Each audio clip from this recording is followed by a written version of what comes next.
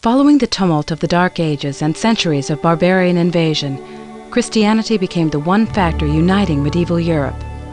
The responsibility for keeping alive the spark of classical and early Christian scholarship fell to the monasteries, which often were the only bastions of peace and security in an untamed world. However, the progress of learning was slow. Manuscripts were rare and available only to a few. Proponents of the Church, whose energies were directed toward pursuit of the afterlife, were ambivalent, even opposed to expanding worldly education for its own sake.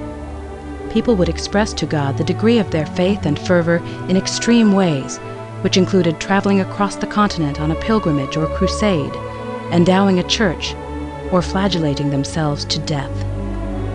By the middle of the medieval period, the absolute cultural power of the Church began to be eroded by the rise of secularism.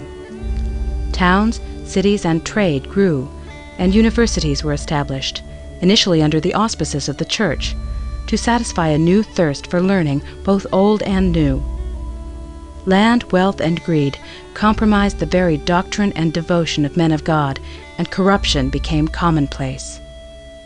It was inevitable that the scientific revolution and the Protestant Reformation, the most significant disruptions to befall the established faith, would see their beginnings in the Middle Ages.